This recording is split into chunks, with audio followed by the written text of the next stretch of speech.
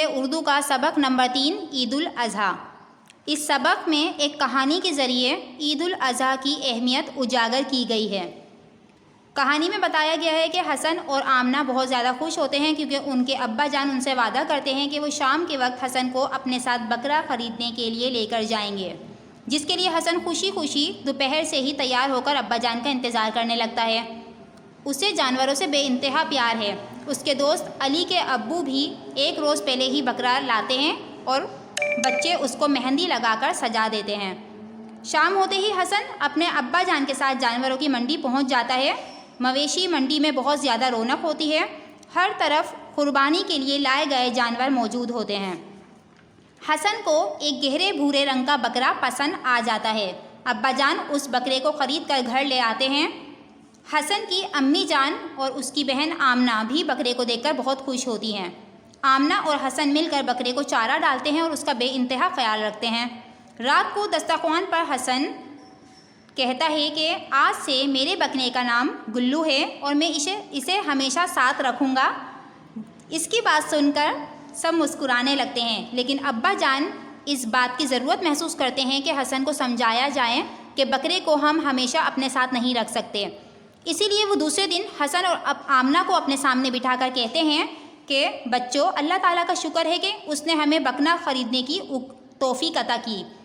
یہ بکرا ہم اللہ تعالیٰ کی راہ میں قربان کرنے کے لیے لائے ہیں، اسے ہم اپنے ساتھ ہمیشہ نہیں رکھ سکتے۔ یہ بات سنتے ہی حسن رونی سی شکل بنا لیتا ہے اور کہتا ہے کہ اتنا پیارا بکرا ہم کیوں قربان کریں گے، یہ تو ہمارا ہے۔ حسن کی بات سن کر ابا جان اسے پیار سے کہتے ہیں کہ بیٹا اداس نہ ہو، میں آپ کو ایک سچا واقعہ سناتا ہوں جسے سن کر آپ اس بکرے کو خوشی خوشی اللہ کی راہ میں قربان کر دیں گے۔ ابا جان کہتے ہیں کہ اللہ تعالیٰ کے پیغمبر حضرت ابراہیم علیہ السلام خواب میں دیکھتے ہیں کہ وہ اپنے پیارے بیٹے حضرت اسماعیل علیہ السلام کو اللہ تعالیٰ کے حکم سے ذبح کر رہے ہیں۔ یہ خواب وہ روزانہ 3 دن تک دیکھتے ہیں تو سمجھ جاتے ہیں کہ اللہ تعالیٰ ان سے ان کے پیارے بیٹے کی قربانی چاہتا ہے۔ جب وہ یہ خواب اپنے بیٹے حضرت اسماعیل علیہ السلام کو سناتے ہیں تو ان کے بیٹے حضرت اسماعیل علیہ السلام کہتے ہیں کہ ابا جان آپ وہ کیجئے جو اللہ تعالیٰ چاہتا ہے۔ حضرت ابراہیم علیہ السلام اپنے بیٹے کو جنگل میں لے جاتے ہیں تاکہ اللہ تعالیٰ کے حکم پر عمل کر سکیں، لیکن جیسے ہی وہ اپنے بیٹے کے گلے پہ چھری رکھتے ہیں تو ایک آواز آتی ہے کہ ابراہیم تم نے اپنا خواب سچ کر دکھایا، اور حکم دیا جاتا ہے کہ اب بیٹی کی جگہ اس مینڈھے کو قربان کرو۔ تو بچوں، اسی سنت کی یاد میں ہم 10 ذی الحج کو پوری دنیا میں قربانی کا فریضہ انجام دیتے ہیں۔ امی جان اس موقع پر کہتی ہیں کہ اس دن کو عید الاضحیٰ منائی جاتی ہے، اللہ تعالیٰ کی راہ میں اپنے پسندیدہ جانور قربان کیے جاتے ہیں۔ یہ سنتے ہی آمنہ کہتی ہیں پھر تو ہم بھی اپنے گلو کو خوشی خوشی اللہ کی راہ میں قربان کر دیں گے، اور آمنہ حسن کی طرف دیکھتی ہے۔ سارا واقعہ سننے کے بعد حسن بھی اطمینان سے کہتا ہے کہ ابا جان ہم بھی اللہ تعالیٰ کی راہ میں اپنے بکرے کو قربان کریں گے۔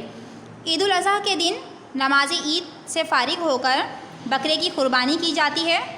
حسن تھوڑا اداس تو ہوتا ہے، لیکن اللہ تعالیٰ کا حکم ماننے کی خوشی اس سے بڑھ کر ہوتی ہے۔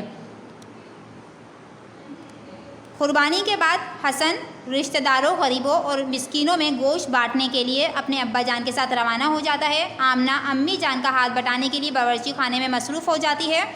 اللہ تعالیٰ کے حکم کی تعمیل ایک مسلمان کے لیے سب سے زیادہ اہم ہے، اسی لیے ہمیں چاہیے کہ ہم اللہ تعالیٰ کی راہ میں وہ چیز قربان کریں جو ہمیں سب سے زیادہ عزیز ہو۔